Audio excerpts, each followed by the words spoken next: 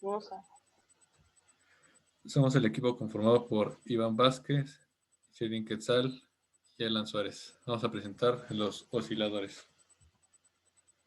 El puente de Wien es un componente eléctrico que genera ondas sinusoidales. Este tipo de circuitos se les llama osciladores. Se compone de un amplificador retroalimentado por un puente que está compuesto de 4 resistencias y 2 capacitores. El criterio de estabilización de Barkhausen es una condición matemática que nos ayuda a determinar cuando un circuito electrónico lineal va a oscilar y las condiciones son las siguientes. La ganancia del lazo debe ser igual a la unidad en magnitud absoluta y el corrimiento de la fase alrededor del lazo es 0 o un múltiplo de 2pi. Para un oscilador de Wien es requerido que las impedancias sean iguales, excepto las que necesitan para generar ganancia. Estas resistencias se usarán en una fórmula que es 1 sobre 2 por pi por RC.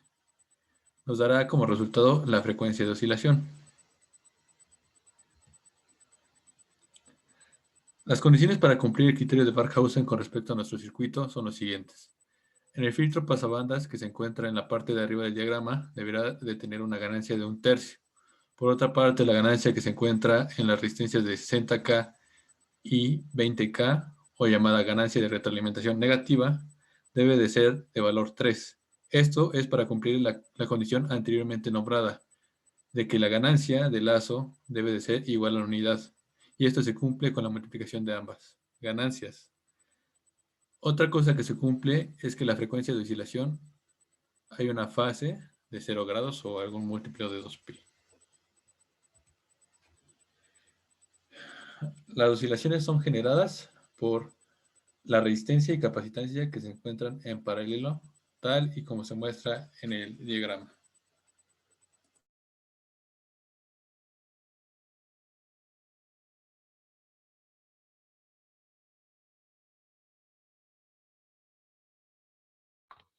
Ahora analizaremos la topología del circuito y cómo es que funciona para darnos los resultados deseados.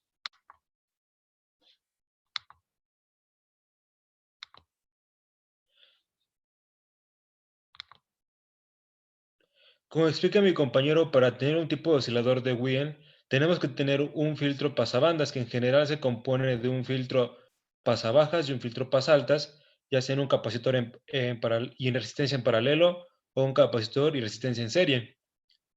Cabe resaltar que para este tipo de oscilador tenemos que tener esta configuración. Existen otros como el oscilador de Colpitts que en lugar de utilizar una resistencia utiliza un inductor. Esta será nuestra señal de salida para medir en el diagrama de Bode. A grandes rasgos es ese circuito que tendremos que generar para hacer una oscilación, en los cuales explicaremos más adelante los componentes a detalle. En términos generales tenemos en esta imagen un puente de Wien en un oscilador diferente. En este caso el puente se ubica en el recuadro encerrado en negro, sin embargo a grandes rasgos lo que tenemos en nuestro circuito equivale a lo mismo. Cabe resaltar que para obtener la componente de beta, como mencionaban también en las condiciones, tenemos que nuestra ganancia está conformada por estas dos resistencias. También cabe resaltar que cuando tenemos estas dos resistencias, el oscilador tiende a usar los rieles de operación del OPAMP, por lo cual nuestra gráfica puede verse afectada y se aplana en ciertas regiones. Para esto utilizamos dos diodos y un capacitor para lograr que la oscilación oscile entre los rangos de operación parecidos a los de los diodos. En la siguiente gráfica podemos ver la comparación de un oscilador de Wien sin utilizar un estabilizador y después de utilizar el estabilizador. Como podemos ver, tenemos unos rangos de voltaje que ya van tocando los rieles de operación del OPAMP. Al utilizar los dos diodos y el capacitor, podremos ver que se reduce la amplitud, pero tendremos una gráfica más parecida a una función sinusoidal. A grandes rasgos, ese es el circuito que tendremos que realizar y ver las operaciones y cómo es el resultado final en la oscilación. Podremos ver que tenemos el filtro pasabandas, la ganancia y su estabilizador.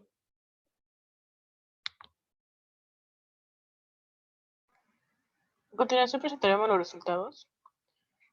Y bueno, el circuito se hizo en el software de Multisim y el primer resultado se va a presentar en el diagrama de Bode, en el cual vamos a medir la frecuencia central de nuestro circuito.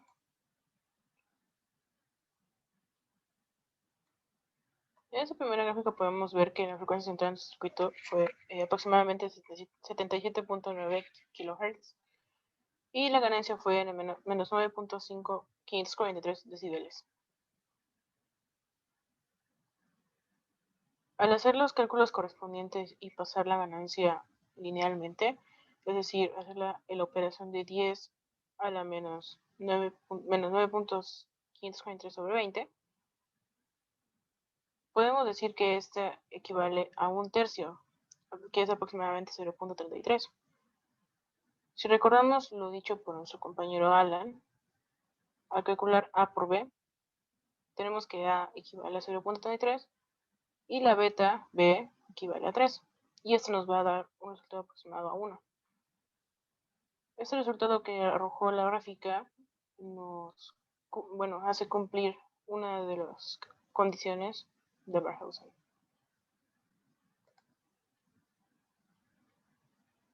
En esta otra gráfica podemos ver la fase, la cual recordemos que está a 0 grados para que sea de alimentación positiva.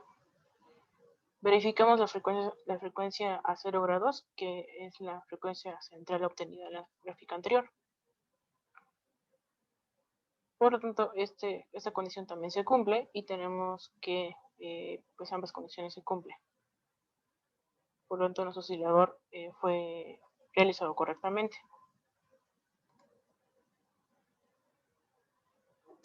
Mostramos los resultados de Multisim para el osciloscopio,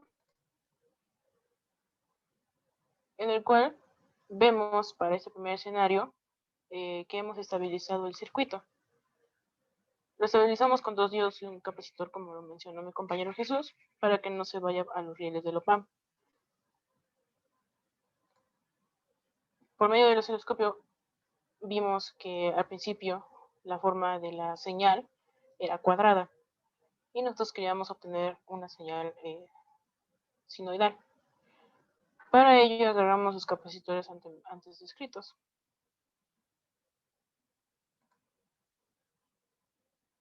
Y se obtiene esta señal, la figura de esta señal, en la cual se puede ver que ya es una señal sinoidal.